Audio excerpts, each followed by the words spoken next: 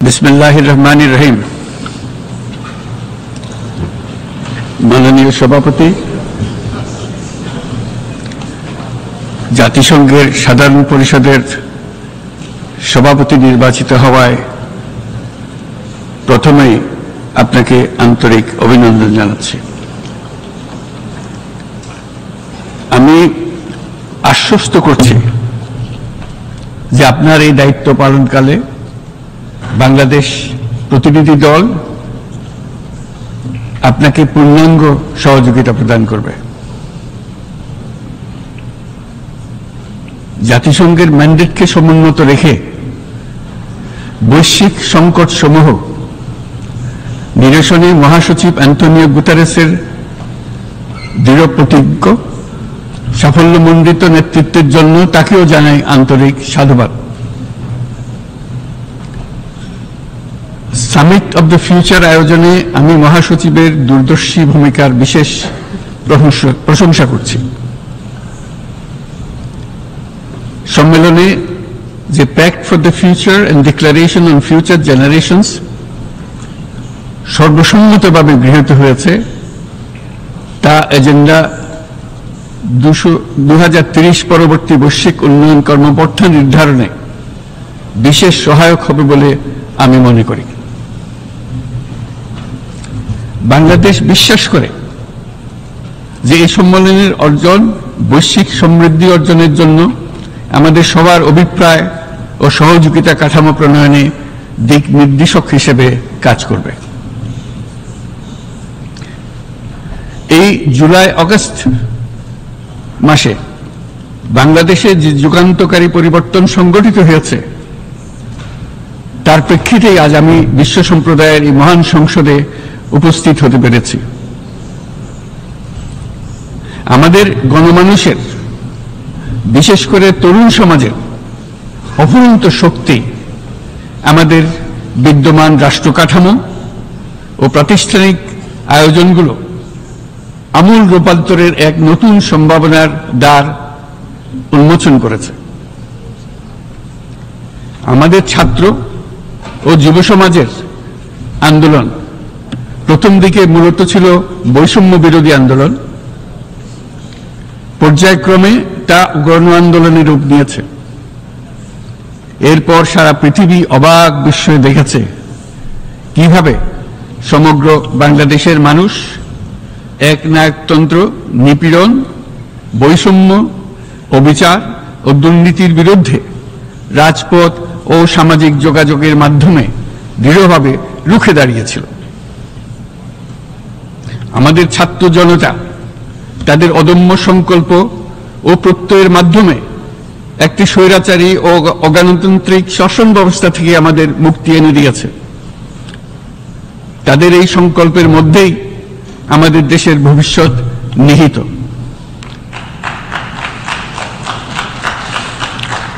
যা এই দেশকে বিশ্ব সম্প্রদায়ের মাঝে একটি দায়িত্বশীল জাতির মর্যাদায় উন্নত করবে বলে আমি বিশ্বাস করি। এই গণ আন্দোলন রাজনৈতিক অধিকার ও উন্নয়নের সুবিধা বঞ্চিত বাংলাদেশের আপামর জনসাধারণকে ঐক্যবদ্ধ করেছে। বাংলাদেশের মানুষ উন্নয়ন কর্মকাণ্ডকে অন্তর্ভুক্তিমূলক অংশীদারিত্ব রূপে দেখতে চেয়েছিল। আমাদের জনগণ একটা ন্যায্য, অন্তর্ভুক্তিমূলক ও কার্যকর গণতন্ত্রের জন্য লড়াই করেছে, যার জন্য আমাদের নতুন প্রজন্ম জীবন উৎসর্গ করেছে। আমাদের এই তরুণীরা যে প্রজ্ঞা, সাহস ও প্রত্যয় দেখিয়েছে তা আমাদের অভিভূত করেছে, সারা বিশ্ববাসীকে অভিভূত করেছে। বন্দুকের গুলি উপেক্ষা করে বুক পেতে দাঁড়িয়ে গিয়েছিল আমাদের এই তরুণরা। অবৈধ রাষ্ট্র ক্ষমতার বিরুদ্ধে প্রবলভাবে সোচ্চার হয়েছিল আমাদের তরুণ তরুণীরা। স্কুল পড়ুয়া কিশোর কিশোরীরা তারা নিঃসঙ্গ চিত্তে উৎসর্গ করেছিল তাদের জীবন। শত শত মানুষ চিরতরে হারিয়েছে তাদের দৃষ্টিশক্তি। আমাদের মায়েরা, দিনমজুররা ও শহরের অগণিত মানুষ তাদের সন্তানদের কাঁধে কাঁধ মিলিয়ে নেমেছিল রাজপথে। তপ্ত রোদ, বৃষ্টি, মৃত্যু ভয়কে তোয়াক্কা না করে তারা সত্য ন্যায়সঙ্গত আকাঙ্ক্ষার বিরুদ্ধে দীর্ঘকালব্যাপী রাষ্ট্রযন্ত্রকে পরিচালনা করার অশুভ ষড়যন্ত্রকে পরাভূত করেছিল। জনগণের এই আন্দোলনে আমাদের জানা মতে প্রায় 800-এরও বেশি জীবন আমরা হারিয়েছি স্বৈরাচারী শক্তির হাতে। উদারনীতি, বহুত্ববাদ ও ধর্মনিরপেক্ষতার উপর মানুষের গভীর বিশ্বাস থেকেই বাংলাদেশ রাষ্ট্রের অভ্যুদয় হয়েছিল। 1971 সালে যে মূল্যবোধকে বুকে ধারণ করে আমাদের গণমানুষ যুদ্ধ করেছিল, সেই মূল্যবোধকে বহু বছর পরে আবার জেনারেশন জি, যে প্রজন্ম জি, নতুনভাবে আমাদেরকে দেখতে শিখিয়েছে। এরকমটি আমরা দেখেছিলাম 1952 সালের ভাষা আন্দোলনে, বাংলাকে মাতৃভাষা হিসেবে প্রতিষ্ঠার সময়। বাংলাদেশের এই অভ্যুত্থান আগামী দিনগুলোতে বিশ্বের বিভিন্ন প্রান্তে মানুষকে মুক্তি ও ন্যায় বিচারের পক্ষে দাঁড়াতে প্রেরণা যোগাবে। আমাদের মুক্তি ও গণতান্ত্রিক আকাঙ্ক্ষাকে বাস্তবে রূপ দিতে আমি তাই আজ বিশ্ব সম্প্রদায়কে আমাদের নতুন বাংলাদেশের সঙ্গে সম্পৃক্ত হওয়ার উদাত্ত আহ্বান জানাচ্ছি। মাননীয় সভাপতি, যে রাষ্ট্র কাঠামো দুঃসহ হয়ে গেছে তার পুনর্গঠনের জন্য আমাদের তরুণরা, দেশের আপামর জনসাধারণ একমত হয়ে আমার এবং আমার উপদেষ্টা পরিষদের উপর আস্থা রেখে সরকার পরিচালনার এক মহান দায়িত্ব আমাদের উপর ন্যস্ত করেছে। এই দায়িত্ব গ্রহণের পর আমরা গভীর বিস্ময় ও হতাশার সঙ্গে মুখোমুখিভাবে দেখতে পাচ্ছি কিভাবে সর্বগ্রাসী দুর্নীতি একটি কার্যকর গণতান্ত্রিক ব্যবস্থাকে ধ্বংসস্তূপে পরিণত করেছে, কিভাবে রাষ্ট্রের মূল প্রতিষ্ঠানগুলোকে নির্মমভাবে দলীয়করণের আবর্তে বন্দী করে রাখা হয়েছিল, কিভাবে জনগণের অর্থকে লুটপাট করা হয়েছিল, কিভাবে একটি বিশেষ স্বার্থান্বেষী গোষ্ঠী সমস্ত ব্যবসা বাণিজ্যকে অন্যায়ভাবে নিজেদের হাতে কুক্ষিগত করে দেশের সম্পদ অবাধে বিদেশে পাচার করে দিয়েছে। এক কথায়, কিভাবে প্রত্যেকটি পর্যায়ে ন্যায়, নীতি ও নৈতিকতা অদৃশ্য হয়ে গিয়েছিল। এরকম এক অবস্থার দেশকে পুনর্গঠন এবং জনগণের কাঙ্ক্ষিত রাষ্ট্র ব্যবস্থা প্রতিষ্ঠিত করার জন্য আমাদের উপর দায়িত্ব প্রদান করা হয়েছে। অতীতের ভুলগুলোকে সংশোধন করে একটা প্রতিযোগিতামূলক ও শক্তিশালী অর্থনীতি এবং ন্যায়ভিত্তিক সমাজ ব্যবস্থা গড়ে তোলাই এই মুহূর্তে আমাদের মূল লক্ষ্য। বর্তমান পরিবর্তিত পরিস্থিতিতে সকল রাজনৈতিক দল এখন স্বাধীনভাবে তাদের মতামত প্রকাশ করতে পারছে। যে সব ব্যক্তি বা প্রতিষ্ঠান রাষ্ট্রীয় কাজ ও সিদ্ধান্ত গ্রহণ করার প্রক্রিয়ায় সম্পৃক্ত, তাদের প্রত্যেকের জবাবদিহিতা নিশ্চিত করাই আমাদের অগ্রাধিকার। আমরা মানুষের মৌলিক অধিকারকে সমুন্নত ও সুরক্ষিত রাখতে দৃঢ়প্রতিজ্ঞ। আমাদের দেশের মানুষ মুক্তভাবে কথা বলবে, ভয়ভীতি ছাড়া সমাবেশ করবে, তাদের পছন্দের ব্যক্তিকে ভোট দিয়ে নির্বাচিত করবে, এটাই জাতির আকাঙ্ক্ষা এবং এটাই আমাদের লক্ষ্য। বিচার বিভাগের স্বাধীনতা সংরক্ষণ ও সাইবার ডোমেইন সহ গণমাধ্যমের স্বাধীনতা সুসংহতকরণে আমরা প্রতিজ্ঞাবদ্ধ। আমাদের একজন কৃষক বা একজন শ্রমিকের সন্তানও যেন সমাজের সর্বোচ্চ শিখরে পৌঁছতে পারে, সেই লক্ষ্যে বিশালকার অবকাঠামো নির্মাণের বদলে স্বাস্থ্য ও শিক্ষা খাতে বরাদ্দ বৃদ্ধির আমরা গুরুত্ব আরোপ করছি।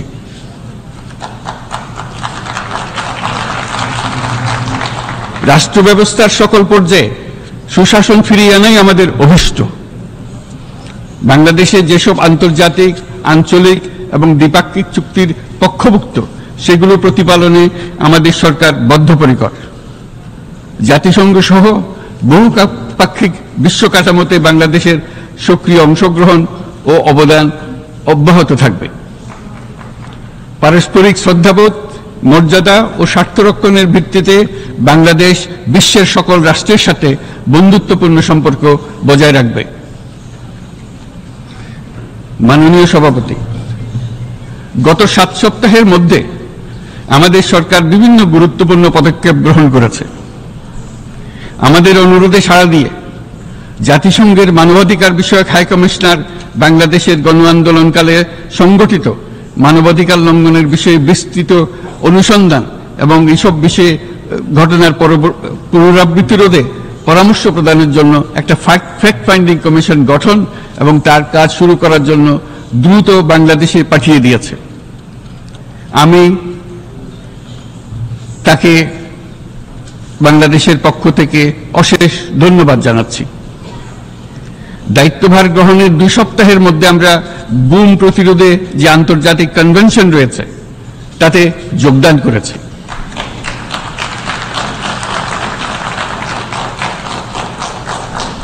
এর আশু বাস্তবায়নের জন্য প্রয়োজনীয় দেশীয় আইন ও বিধি প্রণয়নে আমরা এখন প্রক্রিয়া শুরু করেছি। বাংলাদেশে বিগত গত 1.5 দশকে যে সমস্ত গুমের অভিযোগ রয়েছে সেগুলো তদন্ত করার জন্য একটি তদন্ত কমিশন এই মুহূর্তে কর্মরত আছে। মানুষের আস্থা আত্মবিশ্বাস ফিরিয়ে আনতে এবং নির্মম অতীত যেন আর ফিরে না আসে কোনোদিন, সেই জন্য আমরা কিছু সুনির্দিষ্ট খাতে সংস্কারকে অগ্রাধিকার দিয়েছি। সেই লক্ষ্যে আমরা বিদ্যমান নির্বাচন ব্যবস্থা, সংবিধান, বিচার ব্যবস্থা, জনপ্রশাসন, আইন শৃঙ্খলা ব্যবস্থা সংস্কারের জন্য স্বাধীন কমিশন গঠন করেছি। সংবাদপত্র ও গণমাধ্যমের সংস্কারের জন্যও পৃথক কমিশন সহ আরো কয়েকটি বিশেষ বিষয়ে কমিশন গঠন প্রক্রিয়াধীন রয়েছে।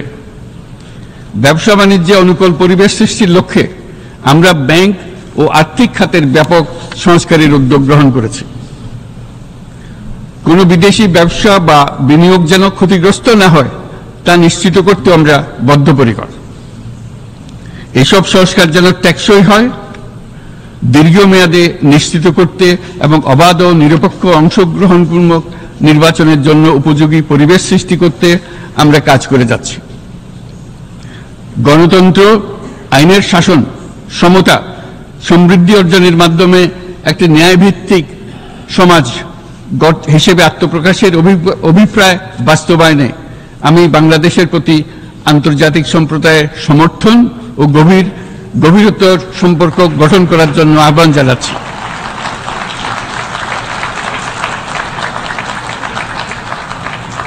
মাননীয় সভাপতি, বাংলাদেশ মনে করে যে শান্তি রক্ষা ও সংঘাত মোকাবেলা জনগণের সমৃদ্ধি নিশ্চিত করার মূল চালিকা শক্তি। সাম্প্রতিক বিপ্লবকালে আমাদের ইতিহাসের সবচেয়ে কঠিনতম সময়ে জনগণের মুক্তির আকাঙ্ক্ষা পূরণে তাদের পাশে দৃঢ়ভাবে দাঁড়িয়ে আমাদের সাহসী সশস্ত্র বাহিনী সমূহ আরো একবার শান্তির প্রতি তাদের অঙ্গীকার প্রমাণ করেছে।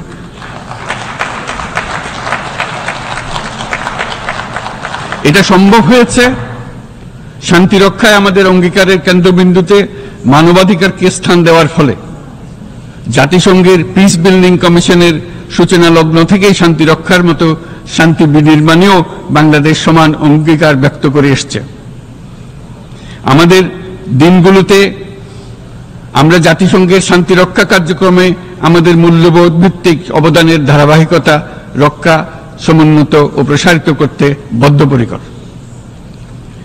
জাতিসংঘের শান্তি রক্ষা কার্যক্রমে অবদানকারী তৃতীয় বৃহত্তম রাষ্ট্র হিসেবে বাংলাদেশ এখন পর্যন্ত 43টি দেশে 63টি মিশনে শান্তিরক্ষী প্রেরণ করেছে।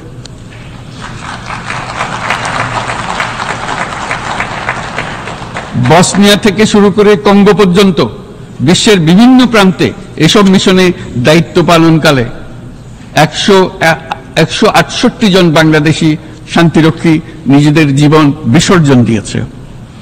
আমরা আশা করি যে কোনো অবস্থায় নানা প্রতিকূলতা সত্ত্বেও জাতিসংঘের ভবিষ্যৎ শান্তিরক্ষী কার্যক্রমগুলোতে বাংলাদেশের প্রতিরক্ষা বাহিনীর সদস্যরা একইভাবে অবদান রাখার সুযোগ পাবে।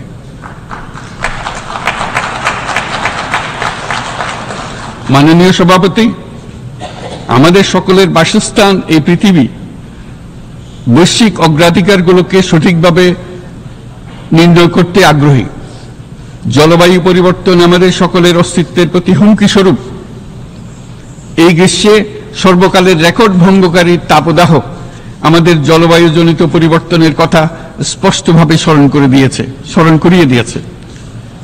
আমাদের যা প্রয়োজন তা হলো জলবায়ু সম্পর্কিত ন্যায় বিচার, যাতে করে দায়িত্বজ্ঞানহীন সিদ্ধান্ত, উদাসীন আচরণ কিংবা এর মাধ্যমে সাধিত ক্ষতির বিষয়ে যারা সংশ্লিষ্ট তাদের দায়বদ্ধ করা যায়।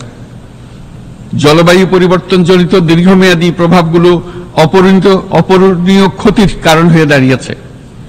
আমরা জীব বৈচিত্র্য হারিয়ে ফেলছি, প্যাথোজেনের পরিবর্তনের ফলে নতুন রোগ বাড়ছে, কৃষিক্ষেত্রে চাপ বাড়ছে ক্রমাগতভাবে, পানি সম্পদ ঝুঁকিতে ফেলছে আমাদের বাসযোগ্যতাকে, সমুদ্র পৃষ্ঠের উচ্চতা বৃদ্ধি এবং লবণাক্ততা আমাদের ক্ষতি করছে প্রতিনিয়ত।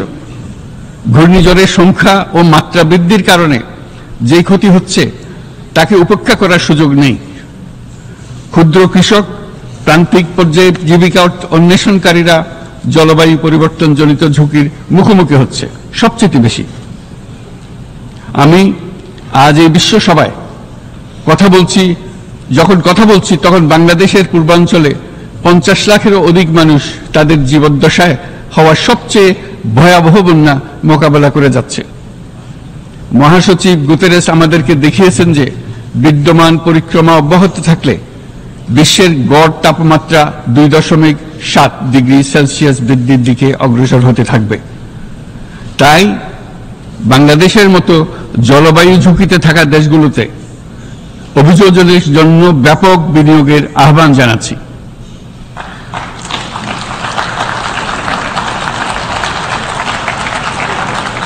এছাড়াও উদ্ভাবনী শক্তির প্রয়োগ, অতিরিক্ত অর্থায়নের মাধ্যমে লস এন্ড ড্যামেজ ফান্ডকে কার্যকর করা আমাদের জন্য অত্যন্ত গুরুত্বপূর্ণ। একইভাবে আমাদের প্রয়োজন প্রযুক্তির সহজলভ্যতা, সক্ষমতা বৃদ্ধি। নির্দিষ্ট করে বললে আমাদের দরকার জীবন রক্ষাকারী প্রযুক্তি, বিশেষত কৃষি, পানি এবং জনস্বাস্থ্য খাতে, যেখানে ক্ষুদ্র ক্ষুদ্র উদ্ভাবন এবং সমাধানসমূহ ঝুঁকিতে থাকা জনগোষ্ঠীকে রক্ষা করতে পারে। জলবায়ু সংকটের মোকাবেলা এবং বৈশ্বিক অর্থনীতি সুসংহতকরণে আমাদের যুগপৎভাবে কাজ করতে হবে। বিশ্ব সম্প্রদায় এখন কার্বন মুক্ত পৃথিবী গড়ে তুলতে মনোযোগী হচ্ছে। বিশ্বের অধিকাংশ মানুষকে এই ধরনের পরিবর্তনের সুফলভোগী করতে হলে নেট জিরো পৃথিবীর দিকে আমাদেরকে অগ্রসর হতে হবে। বাংলাদেশের মতো দেশগুলোকে সাথে নিয়ে যেতে হবে, তা না হলে পারস্পরিক দায়িত্ববোধের মাধ্যমে পারস্পরিক সমৃদ্ধি অর্জনে আমাদের সার্বজনীন অঙ্গীকার পূরণে পিছিয়ে পড়ব আমরা। এই ক্ষেত্রে আমি বিশ্বাস করি সমগ্র বিশ্ব একসাথে 3-0 লক্ষ্য অর্জনের ধারণা বিবেচনা করে দেখতে পারে, যার মাধ্যমে আমরা শূন্য দারিদ্র্য, শূন্য বেকারত্ব এবং শূন্য নেট কার্বন নিঃসরণ অর্জন করতে পারি। যেখানে পৃথিবীর প্রতিটি তরুণ তরুণী চাকরি প্রার্থী না হয়ে বরং উদ্যোক্তা হিসেবে নিজেকে প্রতিষ্ঠিত করার সুযোগ পাবে। তারা যেন এই সম্পদের সীমাবদ্ধতা সত্ত্বেও নিজ নিজ সৃজনশীলতার বিকাশ করতে পারে, যেখানে একটি ব্যবসায়িক উদ্যোগ সামাজিক সুফল, অর্থনৈতিক মুনাফা এবং প্রকৃতির প্রতি দায়িত্বশীলতার মধ্যে একটি চমৎকার ভারসাম্য আনতে পারে, যেখানে সামাজিক ব্যবসার মাধ্যমে যে কোনো ব্যক্তি ভোগবাদী জীবনধারা থেকে উত্তরণ করে সামাজিক ও অর্থনৈতিক পরিবর্তনের সৃজনশীল শক্তি হিসেবে নিজেকে প্রতিষ্ঠিত করতে পারে।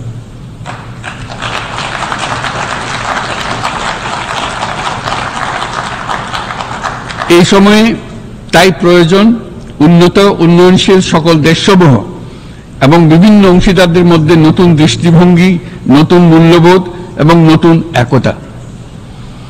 সামগ্রিকভাবে এই লক্ষ্য অর্জনে জাতিসংঘ ব্যবস্থা, জাতীয় আঞ্চলিক পর্যায়ে সরকারসমূহ, সকল ব্যবসা প্রতিষ্ঠান, বেসরকারি অংশীজন এবং দাতব্য সংস্থাগুলোকে একসঙ্গে কাজ করতে হবে। আমাদের অর্থনৈতিক কাঠামোতে সামাজিক ব্যবসাকে স্থান দিলেই নিচের অর্ধেকাংশ মানুষের জীবনে তা বিরাট পরিবর্তন আনতে পারে।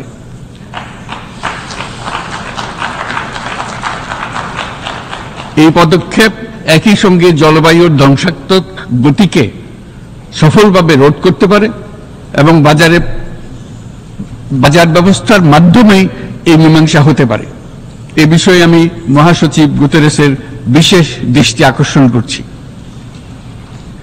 মাননীয় সভাপতি, বহুমুখী সংকটে জর্জরিত বর্তমান বিশ্বে যুদ্ধ এবং সংঘাতের ফলে ব্যাপক ভিত্তিতে মানুষের অধিকার খর্ব হচ্ছে। বিশ্ববাসীর উদ্বেগ এবং নিন্দা সত্ত্বেও গাজায় গণহত্যা থামছে না।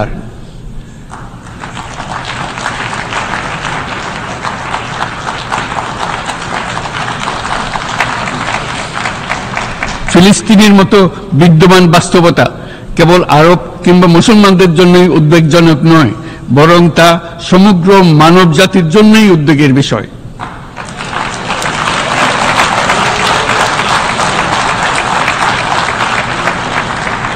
একজন মানুষ হিসেবে প্রত্যেক ফিলিস্তিনির জীবন অমূল্য।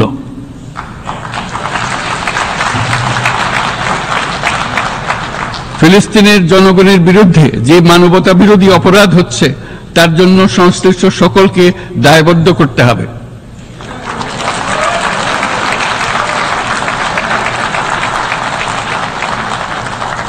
ফিলিস্তিনের জনগণের উপর চলমান নৃশংসতা, বিশেষত নারী এবং শিশুদের সাথে প্রতিনিয়ত যে নিষ্ঠুরতা বিশ্ব দেখাচ্ছে, তা থেকে নিস্তারের জন্য বাংলাদেশ অনতিবিলম্বে সম্পূর্ণ যুদ্ধবিরতির আহ্বান জানাচ্ছে।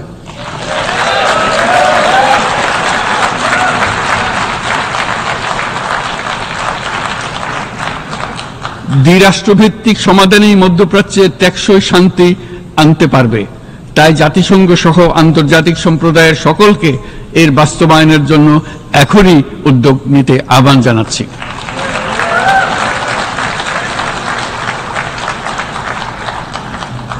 গত 2.5 বছর ধরে ইউক্রেনে চলমান যুদ্ধে বহু মানুষ প্রাণ হারিয়েছে। এই যুদ্ধের প্রভাব সর্বব্যাপী, এমনকি বাংলাদেশের অর্থনীতিতেও এর নেতিবাচক প্রভাব আমরা অনুভব করছি। আমরা তাই উভয় পক্ষকে সংলাপে বসে বিরোধ নিরসনের মাধ্যমে যুদ্ধের অবসান ঘটানোর আহ্বান জানাচ্ছি। মাননীয় সভাপতি, বাংলাদেশ গত 7 বছর যাবৎ মিয়ানমার হতে আগত 12 লাখেরও বেশি রোহিঙ্গাদের মানবিক কারণে আশ্রয় দিয়ে আসছে। এর ফলে আমরা বিরাট সামাজিক, অর্থনৈতিক, পরিবেশগত ক্ষতির সম্মুখীন হচ্ছি।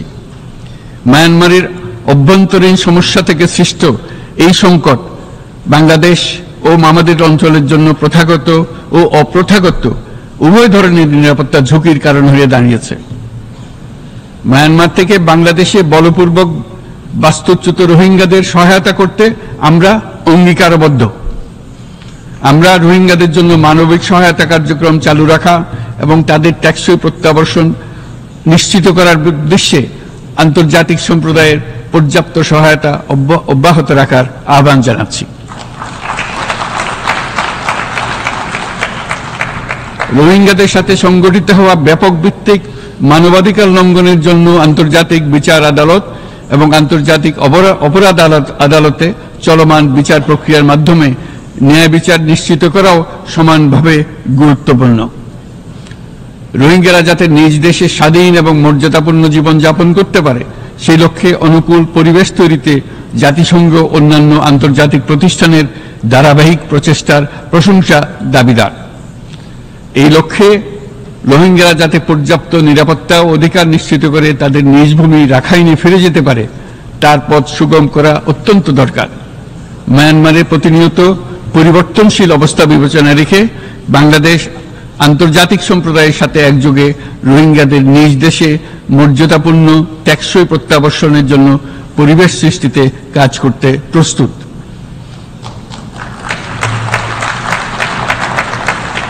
মাননীয় সভাপতি, রাজনৈতিক মুক্তি এবং সামাজিক অর্থনৈতিক জাগরণ ব্যতীত শান্তি ও নিরাপত্তা নিশ্চিতে সাফল্য অর্জন করা সম্ভব নয়। প্রায় 1 দশক পূর্বে বিশ্ব সম্প্রদায় সর্বসম্মতক্রমে এজেন্ডা 2030 প্রণয়ন করেছিল।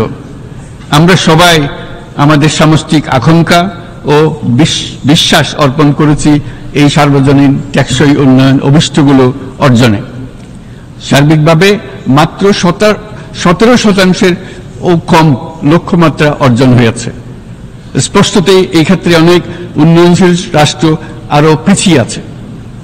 উন্নয়নশীল দেশগুলোকে এসডিজি অর্থায়নের বছরে প্রায় 2.5 থেকে 4 ট্রিলিয়ন মার্কিন ডলারের সমান ঘাটতি মোকাবেলা করতে হচ্ছে।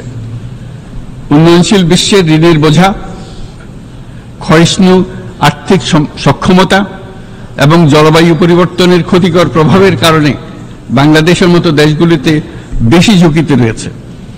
আমরা আশা করি উন্নয়নের জন্য অর্থায়ন সংক্রান্ত চতুর্থ আন্তর্জাতিক সম্মেলনে এই ধরনের জটিল এবং কাঠামোগত সমস্যাগুলোর দিকে নজর দেওয়া হবে। বহুপাক্ষিক আর্থিক প্রতিষ্ঠানগুলোকে এমন অভিন্ন লক্ষ্যে নিয়ে যাওয়ার কাজ করতে হবে যাতে সকল রাষ্ট্র সমানভাবে সম্পদ ও সুযোগের ব্যবহার করতে পারে। তারা নিজেদের কর্মসূচিতে সামাজিক ব্যবসাকে গুরুত্বপূর্ণ ভূমিকা দিতে পারে, যাতে নিম্ন আয়ের দেশগুলোর বাস্তবতাকে বিশেষভাবে মোকাবেলা করা যায়, যা ব্যবসায়ী উদ্যোগ এবং ব্যক্তির সৃজনশীলতাকে উদ্বুদ্ধ করে, যা বঞ্চিত জনগোষ্ঠীকে বিশালভাবে সহায়তা করে।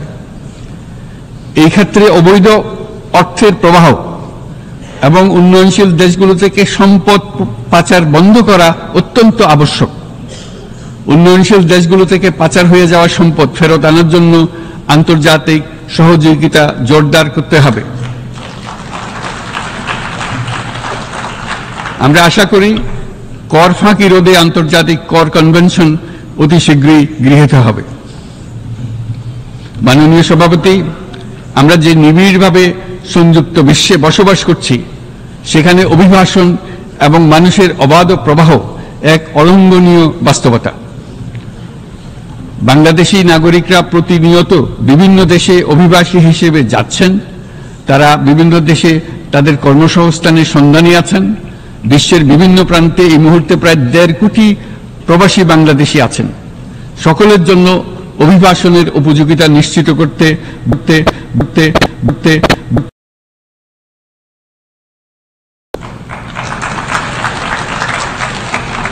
আন্তর্জাতিক সম্প্রদায়কে অভিবাসীদের মানবাধিকার এবং তাদের প্রতি মানবিক আচরণ নিশ্চিত করতে হবে।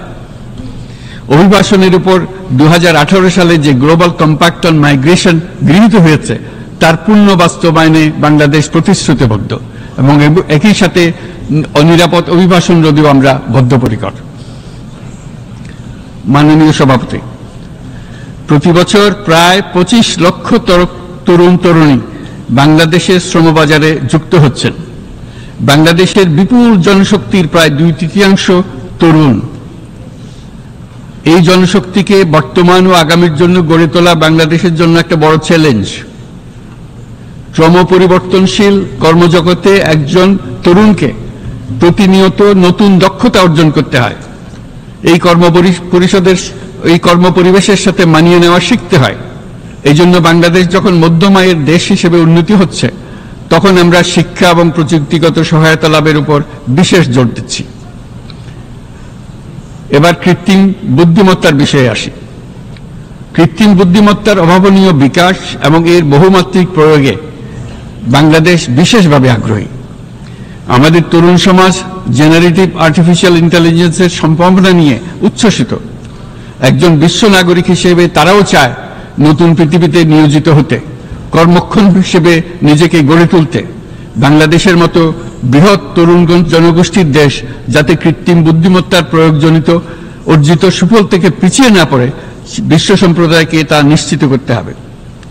একই সঙ্গে নিশ্চিত করতে হবে যেন কৃত্রিম বুদ্ধিমত্তার কারণে কর্মক্ষেত্রে মানুষের চাহিদা ক্রমাগতভাবে সংকুচিত হয়ে না যায়। এই প্রসঙ্গে আমি উল্লেখ করি যে আমরা ভিন্ন একটা ইন্টেলিজেন্স, অটোনোমাস ইন্টেলিজেন্স, অর্থাৎ যে কৃত্রিম বুদ্ধিমত্তা নিজেই নিজের কৃত্রিম বুদ্ধিমত্তাকে সম্প্রসারিত করতে পারে মানুষের কোনো হস্তক্ষেপ ছাড়াই, তার ব্যাপারে আমরা বৈজ্ঞানিকদের দৃষ্টি আকর্ষণ করতে চাই। তারা যেন এই ক্ষেত্রে অগ্রসর হওয়ার আগে মানুষের উপরে প্রভাব সম্বন্ধে নিশ্চিত হয়ে অগ্রসর হন। আমাদের ধারণা অটোনোমাস ইন্টেলিজেন্স মানুষের অস্তিত্বকে বিপন্ন করে তুলতে পারে, কাজে এই ব্যাপারে আমাদের সম্পূর্ণ সজাগ থাকতে হবে। মাননীয় সভাপতি, আমাদের আসলে দরকার নতুন ধরনের সহযোগিতা কাঠামো, যেখানে বৈশ্বিক ব্যবসা ও জ্ঞানের অধিকারী গোষ্ঠী মানুষের চাহিদাগুলোকে যথাযথভাবে অনুধাবন করবে। আন্তর্জাতিক সহযোগিতার মাধ্যমে উন্নয়নশীল দেশগুলোর জন্য এমন একটি রূপান্তরকারী ব্যবস্থা তৈরি করতে হবে যা কর্মসংস্থান, আর্থসামাজিক প্রতিকূলতা বা জীবিকার জন্য যুৎসয় সমাধান নিশ্চিত করবে। মাননীয় সভাপতি, আমাদের প্রচেষ্টা, সক্ষমতা এবং সম্পদ একত্রীকরণের মাধ্যমে সকলের সামর্থ্য, উদ্ভাবনী শক্তি এবং সমৃদ্ধিকে কাজে লাগাতে হবে। আর্থসামাজিক উন্নয়ন এবং জলবায়ু সহনশীলতা নিয়ে আমরা প্রতিনিয়ত যে প্রতিকূলতার সম্মুখীন হচ্ছি, সম্মিলিত উদ্যোগের মাধ্যমে তার মোকাবেলা করতে হবে। বৈশ্বিক দক্ষিণের দেশগুলোকে অনন্য অর্থনৈতিক এবং সামাজিক প্রেক্ষাপটে দক্ষিণ দক্ষিণ এবং ত্রিভুজীয় সহযোগিতা এই ক্ষেত্রে বিশেষভাবে সহায়ক হতে পারে বলে আমি মনে করি। বৈশ্বিক দক্ষিণের আওয়াজকে বিশ্বব্যাপী জোরালোভাবে তুলে ধরার জন্য প্রয়োজন সম্মিলিত উদ্যোগ। সেজন্য বৈশ্বিক এজেন্ডা প্রণয়ন ও বাস্তবায়ন নিশ্চিত করতে বৈশ্বিক দক্ষিণের দেশগুলোর মতামতকে যথাযথ গুরুত্বের সাথে বিবেচনা করতে হবে। জনাব সভাপতি, কোভিড অতিমারির অভিজ্ঞতায় আমরা দেখেছি জনস্বাস্থ্যে ব্যাপক বিনিয়োগ কতটা গুরুত্বপূর্ণ হতে পারে। বিশ্ব স্বাস্থ্য সংস্থায় বৈশ্বিক অতিমারি চুক্তির চলমান আলোচনায় বাংলাদেশ নেতৃত্ব প্রদান করে চলেছে। আমরা চাই কার্যকর আন্তর্জাতিক সহযোগিতা, জনস্বাস্থ্য ব্যবস্থায় অর্থায়ন, প্রযুক্তি হস্তান্তর, গবেষণা ও উন্নয়ন, ভ্যাকসিন থেরাপিউটিক্সের উৎপাদন, বহুমুখীকরণ এবং সকল ভ্যাকসিনকে মেধাস্বত্ব অধিকার মুক্ত ঘোষণা করার ব্যাপারে ঐক্যমত্য গঠন। অসংক্রামক রোগসমূহের বিরুদ্ধে লড়াইয়ে এই বিষয়গুলি অত্যন্ত গুরুত্বপূর্ণ। জনাব সভাপতি, এবছর আমরা জাতিসংঘের সাথে বাংলাদেশের অংশীদারিত্বের সুবর্ণ জয়ন্তী উদযাপন করছি। গত 50 বছর ছিল আমাদের জন্য একটা পারস্পরিক শিক্ষণীয় সম্মিলিত যাত্রা। সীমিত উপায়ে বাংলাদেশ বৈশ্বিক শান্তি ও নিরাপত্তা, ন্যায়, সমতা, মানবাধিকার প্রতিষ্ঠায় ধারাবাহিকভাবে অবদান রেখে আসছে। আমাদের সমন্বিত প্রয়াসের পেছনে আছে সত্যিকার অর্থে একটি নিয়মভিত্তিক বৈশ্বিক ব্যবস্থা গড়ে তোলা।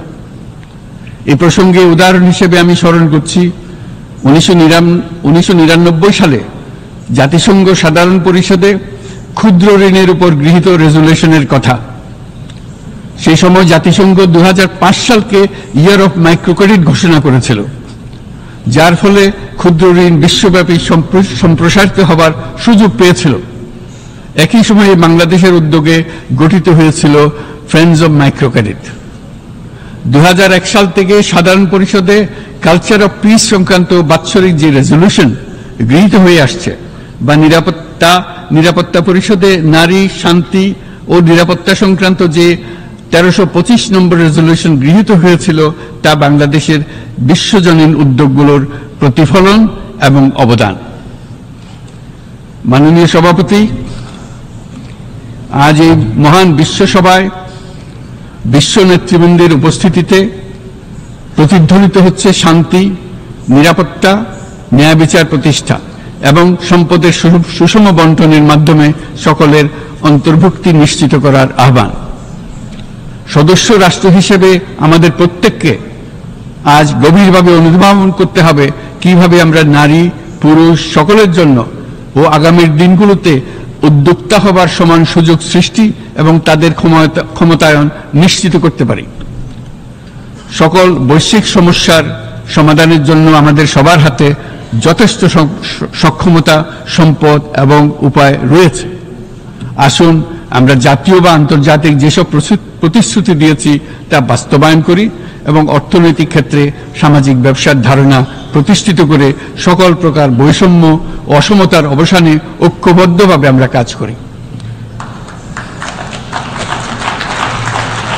বাংলাদেশের তরুণরা প্রমাণ করেছে যে মানুষের স্বাধীনতা, মর্যাদা ও অধিকার সমুন্নত রাখার অভিপ্রায় কোনো উচ্চাভিলাষ নয়, বরং এটা সকলের নিশ্চিত প্রাপ্য।